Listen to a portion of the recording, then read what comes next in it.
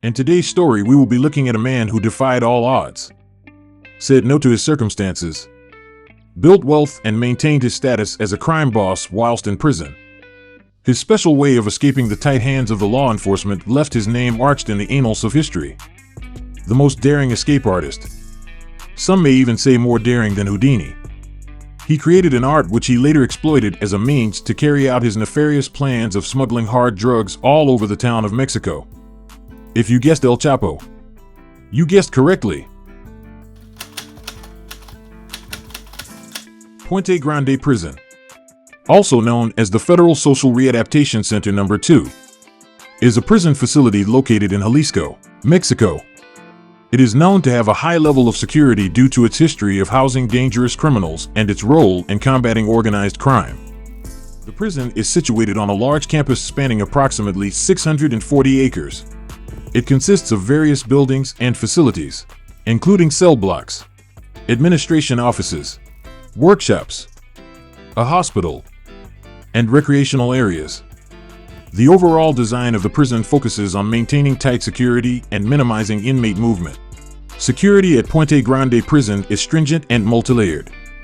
It employs a combination of physical barriers, high-tech surveillance systems, and heavily armed guards to deter escape attempts and maintain order within the facility. The perimeter of the prison is secured with high concrete walls topped with barbed wire, and there are multiple checkpoints and access control procedures for anyone entering or leaving. The prison utilizes advanced video surveillance cameras, motion detectors, and other electronic monitoring systems to constantly monitor activities inside the facility. Additionally, guards are strategically positioned throughout the prison to ensure constant supervision and response to any security breaches. In terms of personnel, Puente Grande Prison has a significant number of well-trained correctional officers, including a special operations force, who are equipped to handle any threats or emergencies that may arise. These officers undergo regular training and are well-versed in dealing with violent and high-risk prisoners. Considering its reputation and the nature of the inmates it houses, Puente Grande is known for strict measures to prevent the smuggling of contraband into the facility. These measures include thorough searches of visitors, X-ray machines for incoming packages, and the use of drug-sniffing dogs. Inmates are subjected to regular cell searches and body checks to maintain control over prohibited items. Overall, Puente Grande Prison is recognized as a high-security facility in Mexico. While no prison is entirely immune to security breaches, the authorities take significant precautions to ensure the safety of both the public and prison staff. This is where the most notorious drug lord in Mexican history, El Chapo, was imprisoned. El Chapo, whose real name is Joaquín Guzmán Loera, is a notorious Mexican drug lord who gained international notoriety for his multiple prison breaks. These daring escapes showcased his cunning and ability to outwit authorities, allowing him to evade capture for years, in a daring escapade that shocked the world. Notorious drug lord Joaquín El Chapo Guzmán managed to outwit the Mexican authorities and escape from a high-security prison.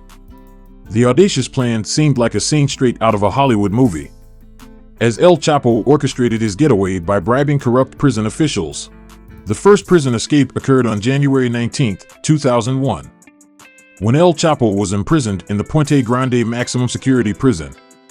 El Chapo, known for his ruthlessness and influence in the Sinaloa Cartel, had been apprehended in 1993, but managed to continue running his illegal operations from behind bars. However, his influence reached far beyond prison walls, and he was able to subvert the system through bribery, using his vast wealth to corrupt individuals within the prison system and having most of the people working in the prison under his payroll. He ordered the meals he wanted from a menu, continued his illicit activities through cell phone, enjoyed sporadic visits from prostitutes, among other benefits. He was able to live like a superstar whilst behind bars. He was given alcohol. Even his wives could visit him and stay as long as they wanted with him, all while he was in his cell. El Chapo made good acquaintance with a man named Damaso Lopez Nunez, alias Licenciado, who later became a prominent figure of the Sinaloa Cartel. Damaso Lopez was a top official in the branch of prison administration system that focused on maximum security institutions, including the Puente Grande Penitentiary in Jalisco where El Chapo was detained. After a lot of palm greasing, which is believed included a house, a car, and a very huge salary, he became El Chapo right-hand man while he was detained in prison. With the help of prison guards and other insiders, Guzmán continued to function as the leader of the Sinaloa Cartel, one of Mexico's most powerful and violent drug trafficking organizations. El Chapo was sentenced to 20 years in prison on the 9th of June, 1993 for crimes relating to drug trafficking and stayed there without a care in the world because he was able to run his dealings with ease. However, under fears of being extradited to the United States for pending charges on drug trafficking, El Chapo and his gang devised a scheme to escape the prison cell. On the 19th of January, 2001, El Chapo's right-hand man, Damaso Lopez, reduced the amount of armed guards guarding the prison where El Chapo was located and disabled all the cameras on his route from his cell and leaving the prison. He managed to escape by hiding inside a laundry cart that was wheeled out of the facility.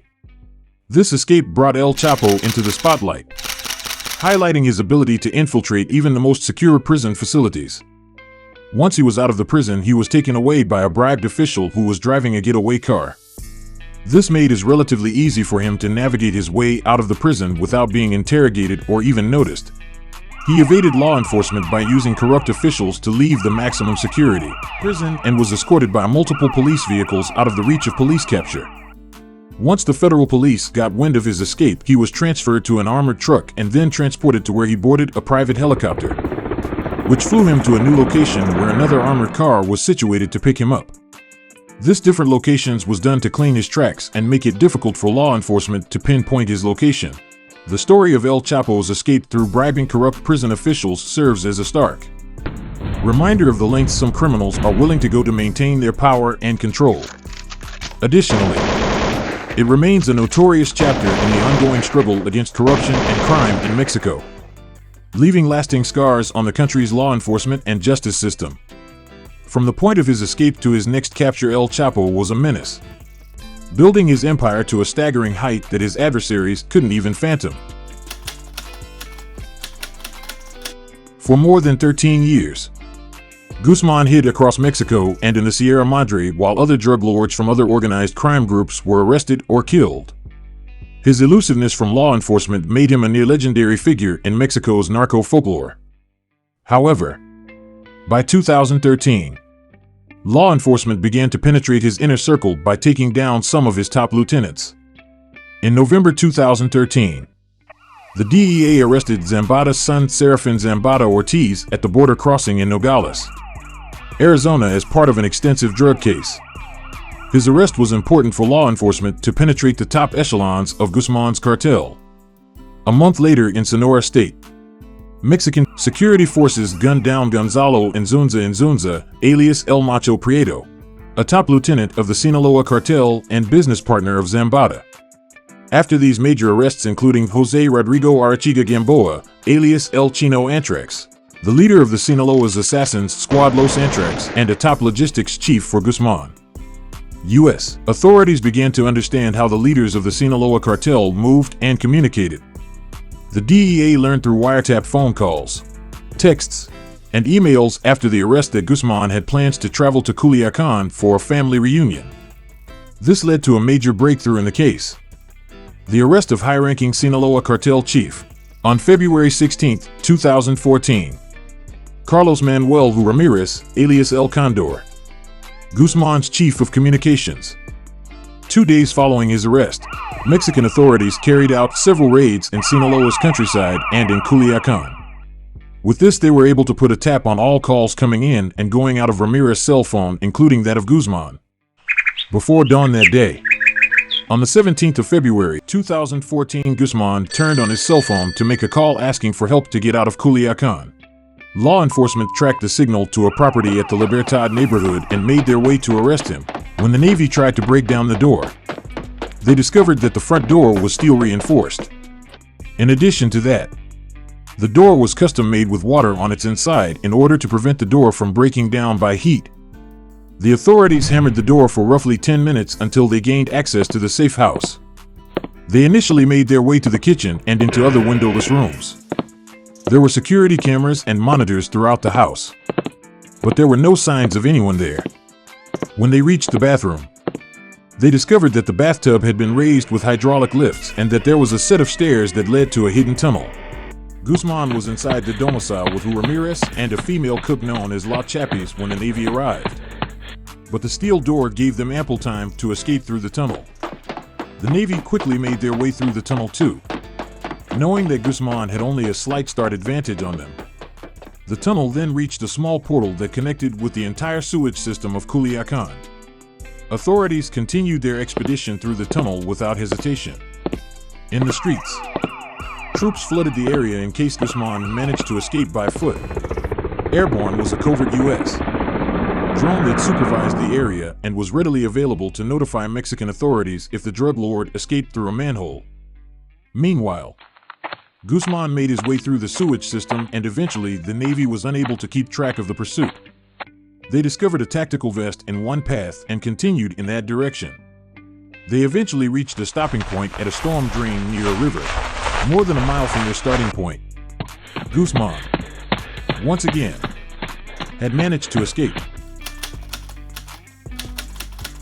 On the evening of February 21, 2014, about 40 soldiers of the Mexican Navy assembled in Mazatlan along with a small group of agents from the DEA, the U.S. Marshal Service, and the U.S. Department of Homeland Security. The marshals managed to pinpoint the signal of Ramirez's cell phone to Hotel Miramar, a 12-story condominium complex at a beach resort area. Since geolocation technology cannot pinpoint the exact location of a signal, the Mexican authorities cordoned the area early in the morning of February 22, 2014. They later discovered at the hotel's registration office that 2 rooms had been rented the previous day. A team of Mexican soldiers made their way to one of the rooms of the 6th floor of Hotel Miramar and inadvertently discovered 2 sleeping U.S. tourists. At the same time on the 4th floor, a group of 6 soldiers made their way to apartment number 401, where they discovered Guzmán's bodyguard Ramirez guarding the entrance with an AK-47 assault rifle. Outnumbered, he surrendered his weapon while the authorities made their way into the apartment. In one of the bedrooms, the soldiers discovered Guzmán's chef and a babysitter, along with the drug lord's 2 daughters Molly and Maria Joaquina. In the other bedroom was Guzmán and his wife. No shots were fired, and in less than 3 minutes following the raid, Guzmán was captured again in a joint operation by Mexican and U.S. authorities in the seaside city of Mazatlan. By the time of his arrest, Guzmán was regarded as the world's most wanted criminal and as the top leader of the Sinaloa Cartel, a drug trafficking organization whose influence stretched across several continents. The news of the arrest was leaked to the press by anonymous U.S. law enforcement officials that same morning, and the story quickly was shared and reached international headlines. For many Mexicans, the arrest of Guzmán paralleled in importance to the killing of Pablo Escobar and even to the death of Osama bin Laden. Though the idea of Guzmán as a near-legendary criminal remained high, the arrest greatly reduced his status in Mexico's narco-folklore more to a man than to a myth. Guzmán was subsequently imprisoned in the Altiplano maximum security prison, where he was under heavy surveillance and strict security measures were implemented to prevent another escape. However, on July 11, 2015, Guzmán orchestrated another spectacular prison break. To facilitate his escape, El Chapo's henchmen built an elaborate tunnel that led directly into his prison cell. The escape began with the construction of a hidden tunnel that connected Guzmán's prison cell to a remote property outside the prison grounds. The tunnel was approximately 1.5 kilometers long and had a depth of about 10 meters. It was equipped with lighting, ventilation, and a rail system to transport Guzmán out of the prison. Guzmán utilized a customized motorbike on rails inside the tunnel to quickly navigate the distance and reach his getaway vehicle waiting on the outside, which emerged in an abandoned house located outside the prison perimeter. This audacious escape once again astonished Mexican authorities and the international community. Guzmán's associates, both inside and outside the prison, were responsible for coordinating the escape. Inside the prison, corrupt officials provided him with information and assistance, allowing him to plan his escape without detection. Outside the prison, a team of engineers and construction workers were responsible for building the tunnel. The escape was not discovered until several hours later when prison officials realized that Guzmán was missing. After this second escape, a massive manhunt was launched to locate and apprehend El Chapo. Following months of intense searching, he was eventually captured on January 8, 2016. One can say El Chapo's freedom was short-lived. This time, Mexico decided to extradite him to the United States, where he faced a series of federal charges related to drug trafficking and organized crime. El Chapo was convicted on all counts in February 2019 and sentenced to life in prison without the possibility of parole. To prevent any further escape attempts, he was incarcerated in the Florence ADX Supermax prison in Colorado, considered one of the most secure prisons in the United States. Although El Chapo's reign as the leader of the Sinaloa Cartel and his dramatic escapes earned him notoriety, his capture and subsequent conviction were seen as significant victories in the fight against drug trafficking and organized crime in Mexico. His multiple prison breaks not only highlighted the corruption within the Mexican prison system, but also emphasized the challenges authorities face in combating the power and influence of drug cartels. His reign of terror came to an end, but didn't stop his multiple followers from continuing in the devious trade. And his blood empire even grew a wider set of wings with his 4 sons who now took over his empire. But that's a story for another time.